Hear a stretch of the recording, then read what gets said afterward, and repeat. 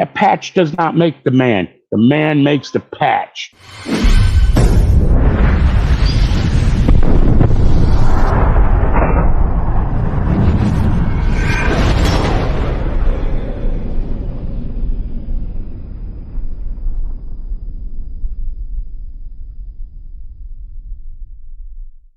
Welcome to this episode of Chatting with Staxx. I'm your host, Bill Staxx, and today I got Repo Rod. You know, pick and choose who you go to work with and who you talk shop to.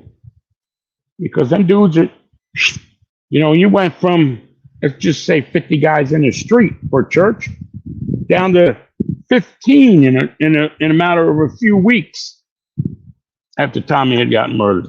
Well, you came around an organized motorcycle club, man, a 1% motorcycle club. Yes, this can happen. Yes, you might not go home. What did you expect? You know, you just think it's like party and let me go here and there and let me put this vest on these patches and I'm a superhero. Oh, man, that patch does not make the man. The man makes the patch. So it seems like they really disappointed you from your aspect.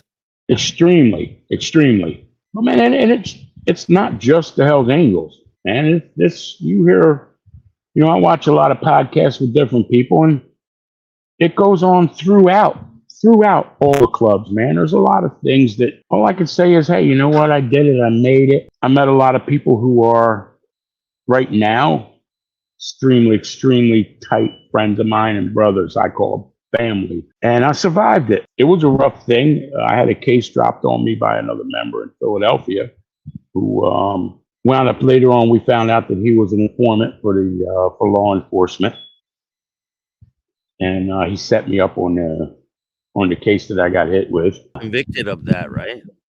Oh yeah. I did 5.5 years. Do you mind talking about it? That guy went with another guy from a different club. And they went and did some things. And the guy, after that, I was down the house and he says to me, I was leaving, heading home. And he says, hey, man, can you stop by this place? He was, you know, he did all these used car deals and stuff. Same guy, actually, Tommy wound up crashing into his used car lot when he got murdered. And the same guy that got patched the night Tommy got murdered. Grab this check for me. The guy should have it when you get there, man. And I'll see you, like, you know, in a few days whenever you come back or whatever, and you can give it to me then. I'd appreciate it. Save me having to run out because I got a car I'm selling here in like an hour. There's nothing of it. I pull up, walk into places, nobody around. I'm like, hello. Boom, out of nowhere come a dozen to 15 officers undercover, just jumping on me. And, you know, I'm fighting with them.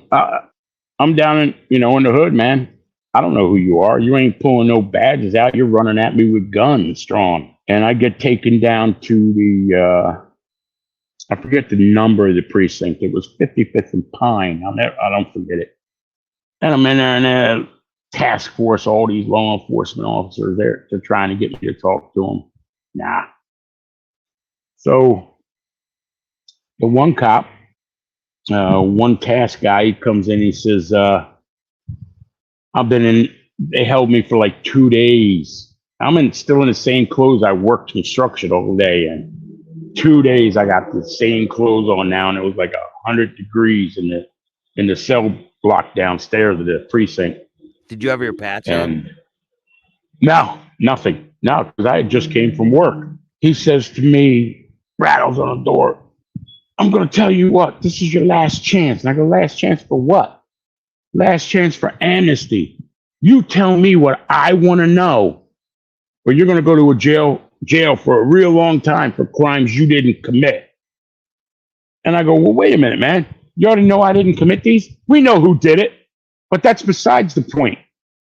We want to know this, who killed Tommy? And I'm like, go fuck yourself.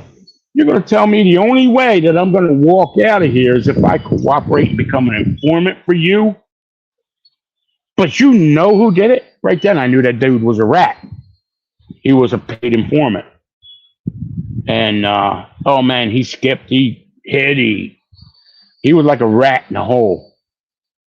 Only came out after dark and hid in the dark.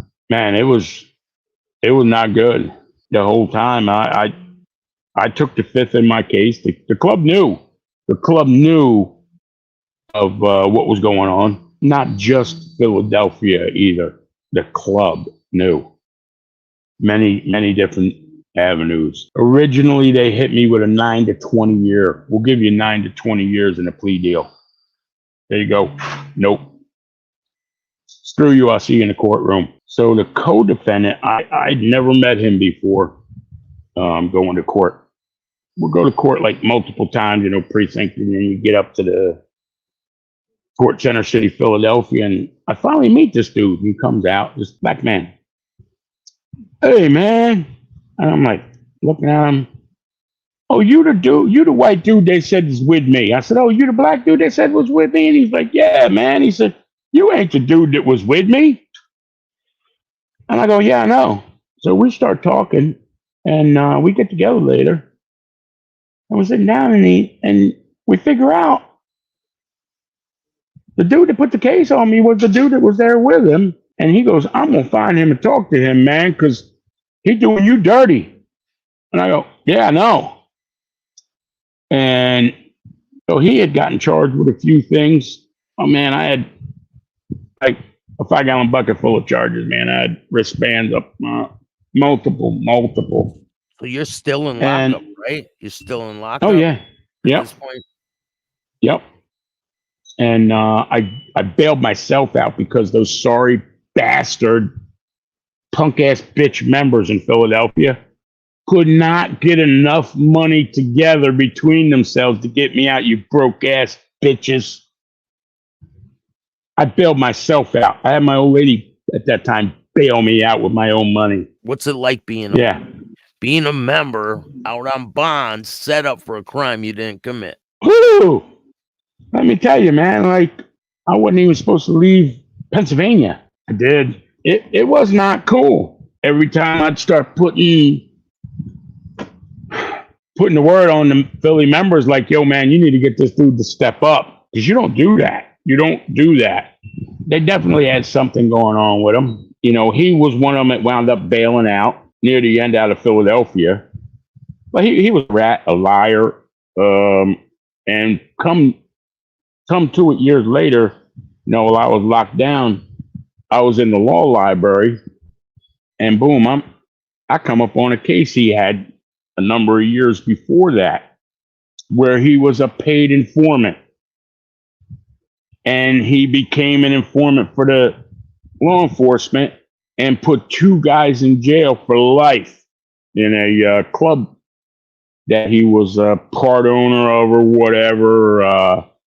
He sent them down the river for like manufacturing meth, and told them where they could go and find a cache of machine guns. And yeah, so I don't know how he ever became a member of Philadelphia. You did not vet him. You did not background him. Yet this dude, pagan before that? Was he a pagan? He physically wasn't a pagan, but he had a lot of ties with the pagans. From what I understand, he was one of the dudes that actually set, I don't know whether he's a leader now but at that time he was the leader, Gorilla. He set Gorilla up to get shot on the street, telling whatever the case was. I wasn't around that, but like telling, hey man, some dude hurting your sister up the street or something. He goes running up the street. Guy opens up on him. This dude was involved in that, trying to set Gorilla up to get him whacked. It just all keeps going down the line. But I guess as long as you're a good enough rat for the law enforcement, they let you do whatever you want to do. You can get away with anything. So the guy that was my co-defendant in my case, his attorney was Larry Krasner, who is the Philadelphia district attorney at this current time and has been for several years. Larry Krasner, when I got convicted of all my crimes, and his client got like a year's probation or something, walked out of that courtroom and stood in front of me and said to me, your lawyer was a piece of shit. And if I'm ever in a position that I can do anything about it and change your conviction, I will. Well, what I got to say is, Larry Krasner, you're the Philadelphia District Attorney now. You're in a position, but you won't do anything. I've reached out multiple times, and you refuse to answer anything or do anything to correct wrongful conviction. While I was in there, I got the federal defenders picked my case up on an Innocence Project case. They interviewed the guy that said I was in there and did all this stuff to him. He gave them a sworn affidavit statement that he lied on under oath on the stand in the courtroom where I was, because the police coerced him because I wouldn't talk to them. They coerced him into lying on the stand to convict me to let their informant go free. Like you had an alibi for where you were and all that stuff? Oh, absolutely. Yep. I had the girl I was with then, she testified. At that time, I had a couple of teeth broken in a little trip and fall with a couple of people. I was at a dentist's like 2 hours away, and I had records of it with time, everything that shows I was there having 2 teeth extracted. My face was swollen up like this. Didn't care. Didn't matter, because their informant was doing what they wanted. And when I refused to talk to law enforcement or give them what they wanted, it was, screw me, we're going to send you down the river with no paddle and a hole in the boat. When you're out on bond, you still have your patch, right? Oh, yeah. Yep. You get convicted of this crime you didn't commit. Right. Send you to prison. What's it like? What was your stay like in prison? The first, I think the first 3 state penitentiaries I was in, they were rough stops. Definitely, it wasn't nothing, but the last place they had sent me, I wound up doing like, I think 3 out of 5.5 at that place. It wasn't bad for me, I think it was the first or second place. Pretty much, man, you're supposed to be out on the yard. There's other clubs there. I was up in Camp Hill, PA. There was a Pagan on the same block. You're supposed to just not war in there, and that's a different thing. Y'all just do you in there. Pee Wee's mentioned that in things. George Christie's, man, you don't war inside. If you got to, you got to. Let's get it on and get it done with and move on. I did what I had to do in there, I spent some time here and there, in and out of the bucket, but it's just what you got to do. And, I walked the same in there as I walked on the outside. You respect me, I respect you. Don't, cross a line with me. I don't cross a line with you. We got along. Yeah, it wasn't a great place. I had medical issues going on. I wound up having a heart attack while I was in there. Yeah. Medical is horrible, despicable in the state of Pennsylvania. Yeah, write a request, right? Or you're having a heart attack, write a request. Yeah, exactly. Yeah. Put a request in to see the doctor. And then hopefully in a week or 2, you get on the list to go up there. Or it sounds like a cold. Order something off a commissary next week, Yeah. Yeah. It's a Motrin, right? Yeah. I have a medical condition which is called angioedema. It's horrible. Like, you can eat a pea today and eat that pea tomorrow, and tomorrow you blow up, cut your airway off, everything. I got the scar from the trach and everything. It's bad. I can remember having that happen one night, probably 1, 2 o'clock in the morning, waking up, couldn't breathe, gasping for air, banging on the door. The CO comes. Well, I think the dude was a lieutenant at that time. He comes. Man, I was straight with all of them. If you come down, you're going to lock me up, man. You lock me up. It is what it is. I'm not going to stand here and fight my way out the door where you got to take the fire extinguisher with the gel mace in it and soak me. Come on, man. And, we'll go down there and we'll see the review board. It's however many X amount of days. It is. He knew I was in a bad way. And I think, from what I understand, policy at that time was, you got to have a white shirt, a sergeant, and 2 officers to open a door after a certain time of night.